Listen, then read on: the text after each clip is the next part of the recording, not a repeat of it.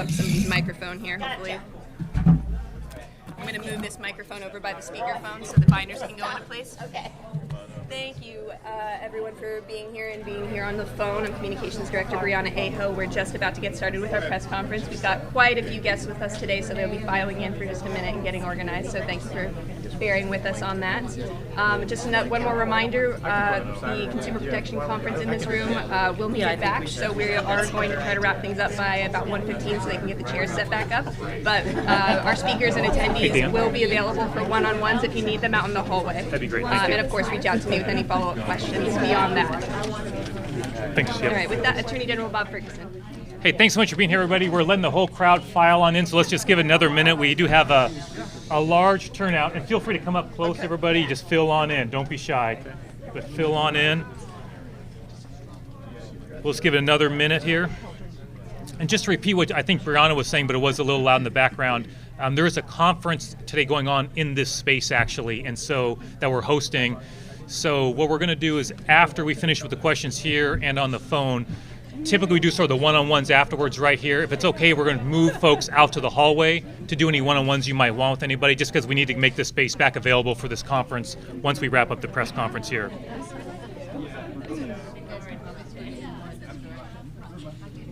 And Yasmin, do you mind grabbing the door at the end when you have the last person?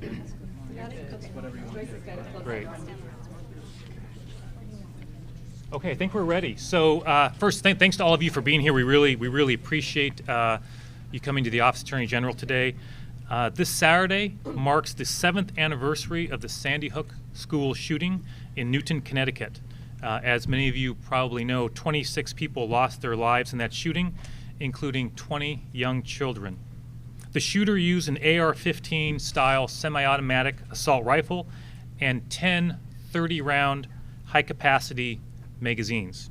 That weapon and those high-capacity magazines are legal to purchase in Washington state. 4 years later, a teenager with an AR-15 and a 30-round high-capacity magazine killed 3 young Washingtonians in Mukilteo: Anna Bowie, Lake Long, and Jordan Ebner. Paul Kramer, the citizen sponsor of Initiative 1639, is here today. His son Will was seriously injured in that shooting. After that tragedy, we decided enough was enough. And at that time, I committed that I would do everything in my power as Attorney General to prevent more mass shootings in Washington state.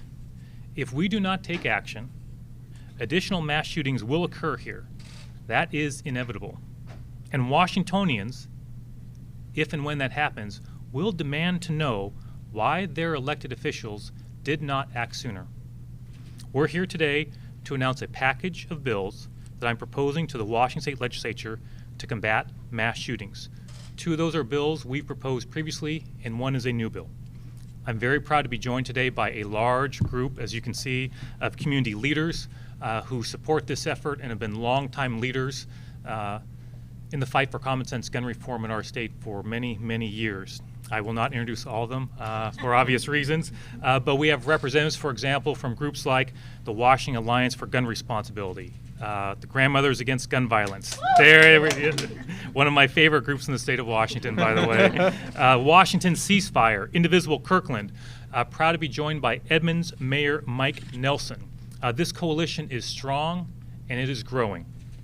I'm also proud to announce that for the first time, Governor Jay Inslee, a longtime supporter of gun safety measures, not just here in Washington state, but as a congressman representing Washington state, is adding his name to 2 of the 3 bills that we're proposing today. As you know, the governor is recovering from hip replacement surgery, so we wish him a speedy recovery. He regrets he cannot be here, but obviously is unable to be here for obvious reasons. Sonia Hallam from the governor's office is here today representing the governor. I'm also proud to be joined today by sponsors of these bills. You'll be hearing from 3 of them. Some of the elected officials who are here today include Senator Patty Kuderer, Representative Javier Valdez, Representative Strom Peterson. I believe Senator David Frocht is either here or parking downstairs and will be here momentarily, and Mike Pleciotti. You'll hear from a few of them shortly. So what I'm going to do is briefly describe the bills to you and turn it over to Senator Kuderer, will speak after me, followed by Representative Valdez, followed by Representative Strom Peterson, and then we'll take your questions. So what I'll do is I'll speak about limiting high-capacity magazines, banning the sale of assault weapons, and requiring safety measures around the sale of ammunition. Just one thing I want to mention before addressing those specific issues is there was a recent shooting in Dayton that received tremendous attention for obvious reasons. That shooting took 32 seconds. In those 32 seconds, that's all it took for an individual armed with a 100-round magazine and an AR-15 type weapon to shoot 36 people in Dayton. It took 32 seconds before he was killed by very brave law enforcement who risked their lives to save others. So he killed 9 people and injured 27 in just 32 seconds. Well, how do you do that? Well, you do that by having an AR-15 type weapon and a 100-round double-drum magazine. In Washington State, that same weapon and that 100-round double-drum magazine are perfectly legal to purchase in our state. I believe that this is the year, this upcoming session, is the year we will limit high-capacity magazines in Washington State. It will save lives. Limiting magazines forces shooters to reload, providing precious seconds for law enforcement to intervene and for victims to escape. During Sandy Hook, for example, 11 children were able to escape while the shooter was forced to reload from his high-capacity magazine. An analysis of mass shootings from 2009 to 2017 revealed that twice as many people die and 14 times as many people are injured when high-capacity magazines are used. It makes sense. It's a high-capacity magazine. In fact, whether a state limits high-capacity magazines is a single best predictor of the mass shooting rate in that state. Our proposal is to limit high-capacity magazines to 10 rounds. This is the year to get it done. I'm very grateful to Senator Couture and Representative Valdez for serving as the lead champions on this effort and appreciate Governor Inslee's partnership. Bill number 2, banning the sale of assault weapons. This will be a challenging bill for us to pass the legislature this year, but I'm going to give you 3 quick reasons why the legislature should pass this bill. First, compared to other firearms, an assault weapon is 7 times more likely to kill law enforcement. A study analyzing FBI data showed that 20% of the law enforcement officials killed in the line of duty from 1998 to 2001 were killed with assault weapons. Assault weapons are 11 times more likely to be used in a mass shooting than a handgun. When assault weapons or high-capacity magazines are used in mass shooting, more than twice as many people are shot. Just like high-capacity magazine limits, assault weapon restrictions have passed in multiple states. And I want to emphasize for both limiting high-capacity magazines and banning the sale of assault weapons, court after federal court has upheld those laws, and the United States Supreme Court has allowed those laws to stay in place. They are common sense and they are constitutional. I want to thank Senator Couture and Representative Peterson for once again prime sponsoring these bills. Third, and this is a new bill for this coalition, I'm proposing Attorney General request legislation to strengthen state rules for ammunition sales.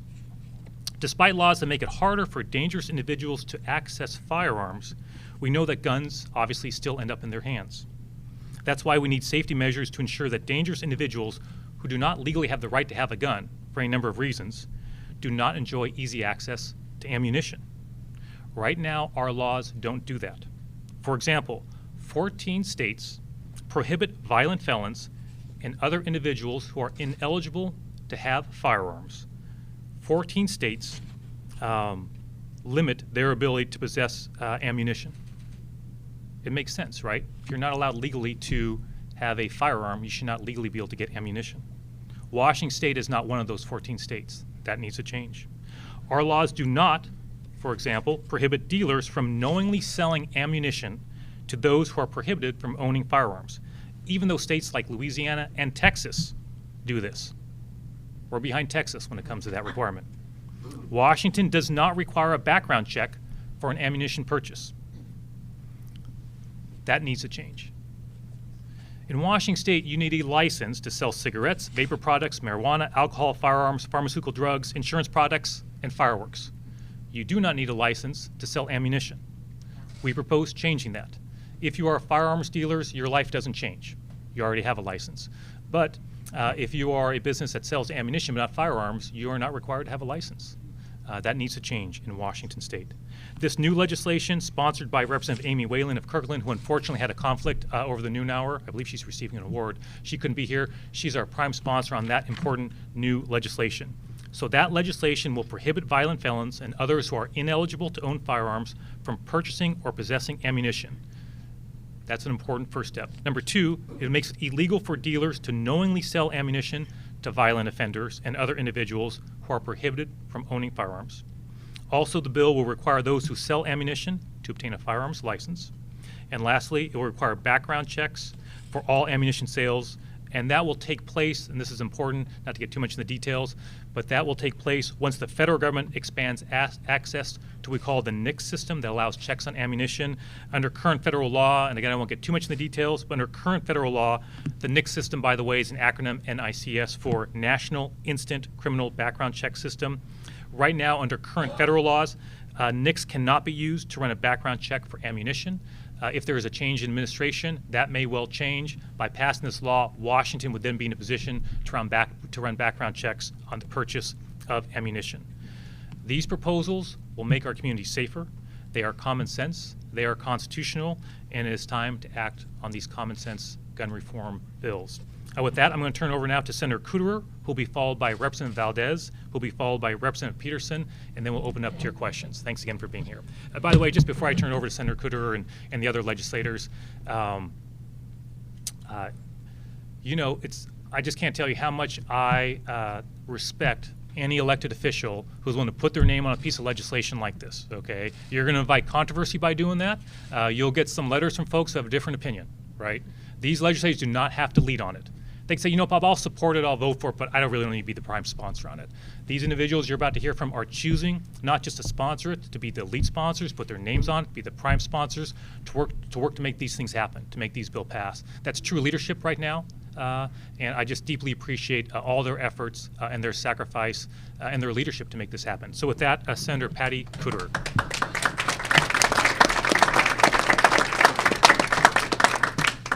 Well, I want to thank you first, Attorney General Ferguson, for your leadership on this very important issue. Also, my colleagues who are here from the House, I want to thank them for their leadership. And also Grandmothers Against Gun Violence and groups like them. I've had the pleasure and opportunity and good fortune to be able to speak in front of some of these groups. And I know their passion. And quite honestly, it's their work that has really changed public opinion about common sense gun legislation, which from my standpoint is long overdue. Quite honestly, enough was enough at Columbine for me, and that was in 1989. Our country has been struggling with a major issue with gun violence. We have more guns in our country than we have people. And the ability for a legislature to pass common sense legislation has been really hampered in large part by shallow arguments and a lot of money, mainly from the NRA. But we've now broken through that. We saw with I-1639 that the people of Washington want common sense gun legislation. And you have leaders who are in the legislature and in the executive branch right now that are willing to deliver that for the state of Washington. A constituent said to me just a few days ago, a mother, she said she was concerned about her kids in school because they have active shooter drills. When I was in school, we had tornado drills. There's a big difference, and we don't even know the psychological effect on our young people of having to undergo active shooter drills. I want to change that. Everyone up here wants to change that because, as the Attorney General said, enough is enough.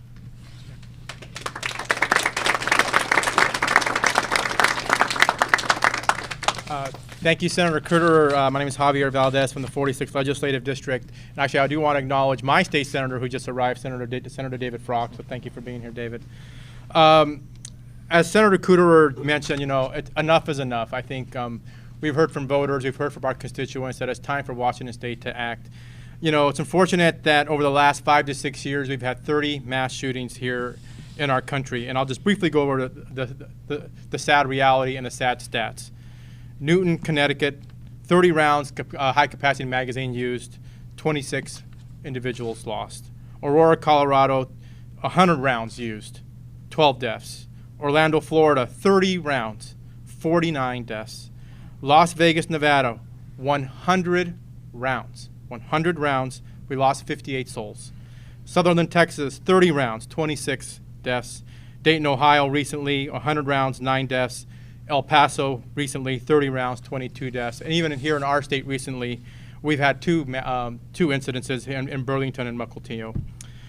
And it's been talked about. It's time for us to lead in Washington State. It's time for us to act to join 8 other states who have these limits, and it's long overdue.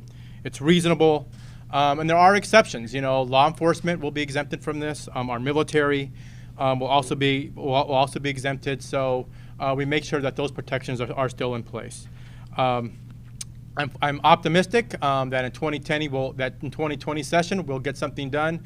The bill that I sponsored this in 2019 session was able to get it out of committee. Unfortunately, it still sits in Rules Committee, but we're coming back strong and we're coming back hard. And with all of the support here among my colleagues and all of our wonderful allies here, I'm confident that we can get it done. And with that, I want to introduce my friend and my colleague, Representative Strom Peters.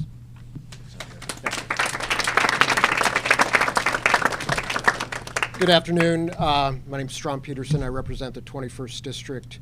I am proud that my mayor, Mike Nelson, is one of the leaders in our local communities when it comes to common sense gun reform, and that Paul Kramer, who is championing these issues, is also a constituent of the 21st District. I want to thank Bob Ferguson for obviously his leadership on this, but also for pointing out that this coming Saturday is the anniversary of Sandy Hook. And unfortunately, we could have had this press conference on any number of days throughout the year and commemorated another mass shooting. We could have done this in August and talked about Odessa, Texas, where 7 people died. We could have done this at the end of October, talked about Pittsburgh and the Tree of Life Synagogue, where 11 people were murdered. February 14th, Parkland, Florida, 17 people died. Early October, as Javier pointed out, Las Vegas, Nevada, 58 deaths. June, we could have talked about Orlando and the Pulse nightclub, 49 deaths. Or, of course, the end of July, we could have talked about my community of Mukilteo, where 3 were killed. The commonality among these places, despite the disparate geographic location, is the use of high-capacity magazines and assault-style weapons.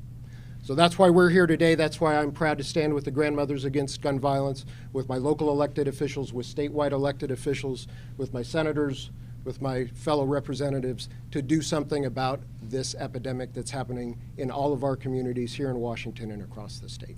So thank you all for being here, and I don't know if Senator Frost might want to say a few words. Dave, you want to jump in real quick? Yeah. Come on. Good job. Thank you. Thank you for, I'll just echo what my colleagues have said. I'm pleased to be here under the leadership of General Ferguson and one of my great colleagues, Senator Kuderer. And I will just note, particularly on the high-capacity magazine issue, that the issue is the amount of lethal killing force that can be accomplished in a matter of seconds.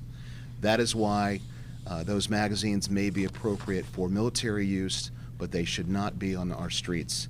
And that's why I support this legislation. I've supported it in the past as a sponsor. I'm glad Patty's taking it on right now, and I look forward to working with this team and all of these great groups from the Alliance and Grandmothers and everybody to help us get it over the line this year. Thank you.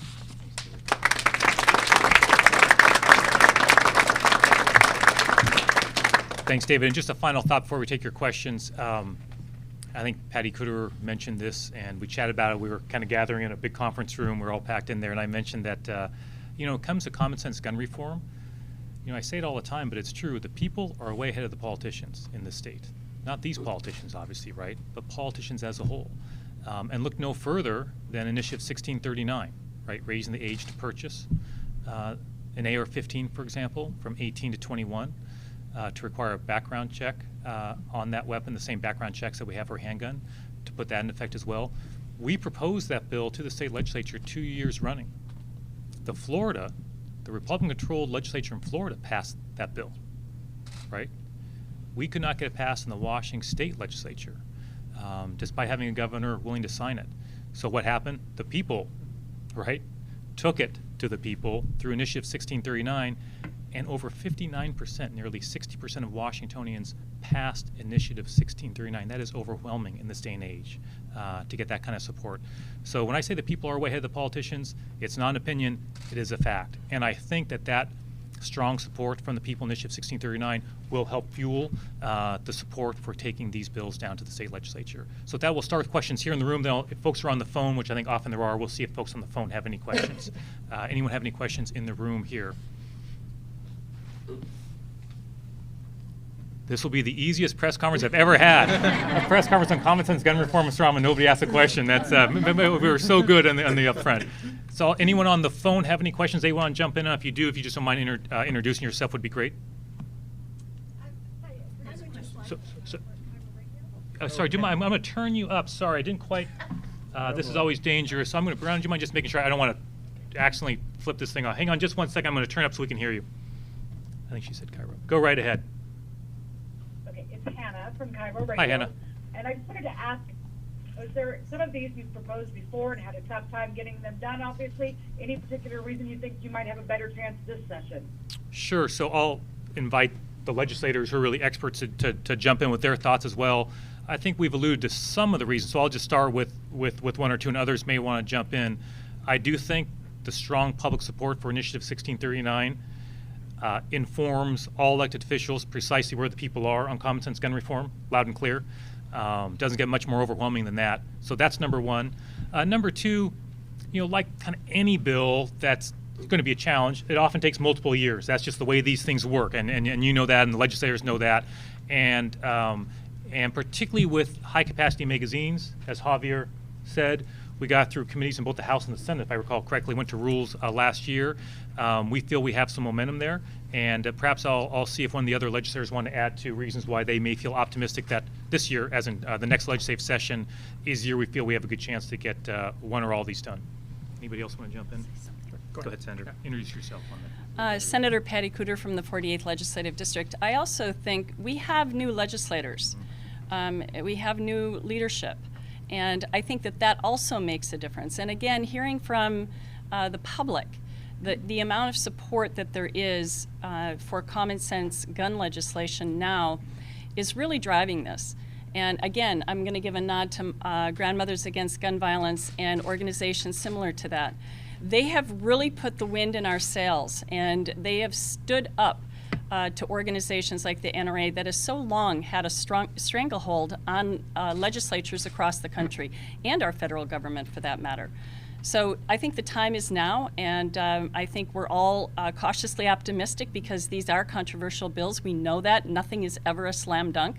But we are dedicated. I've been working on common sense gun legislation since I got into the legislature, and I don't see that stopping anytime soon as long as we still have the need. Thank you. Javier Valdez, 46th Legislative District. I too remain optimistic. I mean, obviously, again, as Senator Cooter alluded to, nothing's a slam dunk, but we have a lot of advocates who are out there every day championing this. And in the House, we were able to get this out of committee. Our Civil Rights and Judiciary came out this in 2019, and unfortunately did not get onto the floor. But I do remain cautiously optimistic because the chair of that committee will soon be our new speaker in our House, Lori Jenkins, and she has been a strong champion of sensible gun safety reform. And so I remain optimistic that she will stay that way and when she starts her term as speaker in January. And I certainly do all I can to making sure that I advocate with her as well as all of my colleagues in the state legislature to get this done. Any other questions from those on the line before I come back to the room here? This is Jim Camden from the Spokesman Review. Hey, Jim. Yeah. What would happen to the high-capacity magazines that are currently in circulation, and would you use the same definition of an assault weapon that 1639 uses, which is essentially all semi-automatic rifles? Yeah, so on the first question, Jim, this bill does not sort of grandfather, it does not reach back and say, hey, it's illegal to possess either an assault weapon or the high-capacity magazine. So it would not be illegal to possess it if you had legally purchased it in the past. And on your second question, nothing in the definition that we have here would sort of conflict or require a 2/3 vote of the legislature based on Initiative 1639. So the definition we have, just to expand on that a bit, and we're happy to get you more information, Jim, but it's the same definition we've used in the past. It's essentially identical to other states that have passed those, and those have been upheld, and it would not require a 2/3 vote of the legislature if and when the legislature takes up this upcoming session. Any other questions from those on the line before I give one last shot in here? It's Jim Drew from the News Tribune. Go ahead, Jim. Attorney General, there weren't enough votes in the Senate for the high capacity magazine bill this year. If that's the same case next year, do you think there should be a roll call vote anyway so that the public can clearly know who's in favor and who's against it before the 2020 election? Your question is getting applause here from the Grandmothers Against Gun Violence, just so you know. So I know we're there on it. I guess what I'll say is maybe 2 points, and I'll invite others to weigh in as well, who may or may not share this perspective. But a couple thoughts I have. Number one is I am 100% convinced that if the bill to limit high-capacity magazines gets to the floor of the House and gets to the floor of the Senate next year, it passes. I have zero doubt in my mind that if individuals are required to vote on it, it passes. That's number one. Number two, to your question, one thing I have frequently said as I proposed these bills in the past, and folks have heard me say it, probably these press conferences in the past as well, is, and goes right to your question, is I think the people deserve to know where their elected officials stand on these issues. It's a big issue. It's a high-profile issue. It's a public safety issue. It impacts our children, right? It's fundamental, and I think the people deserve to know where their elected officials know.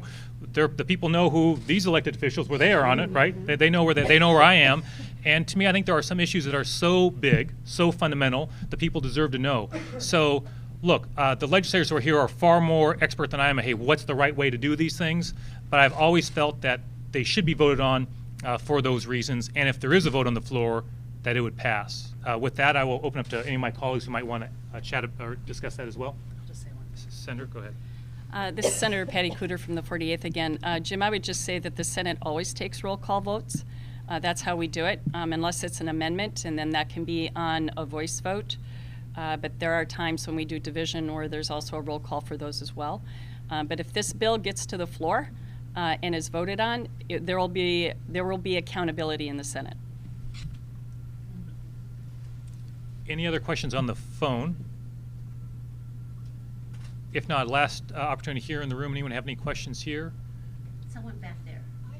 I just had a point to bolster what all of you were saying, and that's just to mention the numbers of those who were injured but not killed, who sustained life-changing injuries during these mass shootings. So the point is we made those who are injured, well, not killed or injured in the obviously the obvious harm that's done there. And I guess one thing I just want to add to that before we wrap up, and then I think because we're getting a little bit early, we might be able to have a chance to do some one-on-ones here in the room. But Paul, where's Paul Kramer? Paul coming over. So Paul coming up. So Paul, Paul is someone who, after that shooting in Mukilteo, his son was at that gathering of young people, and to your question, right, that his son was injured and badly injured, and that.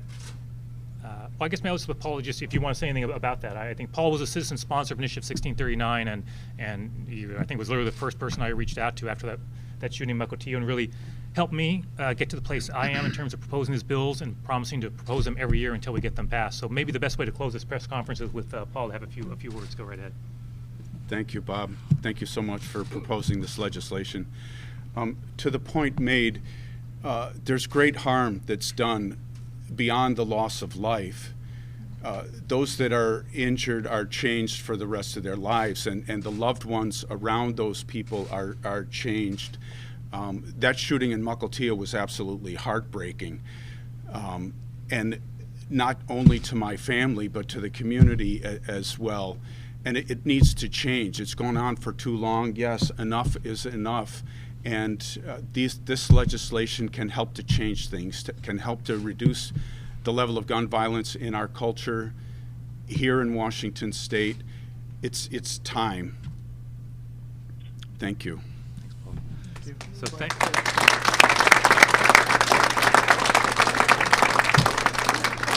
So thanks to all of you for being here.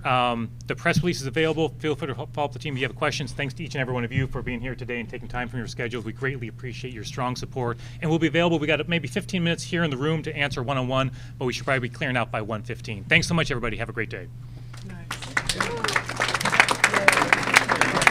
Oh yeah, no, we're getting there. We're getting there. We're getting there. Appreciate all your work. We'll keep at it. You know, yeah.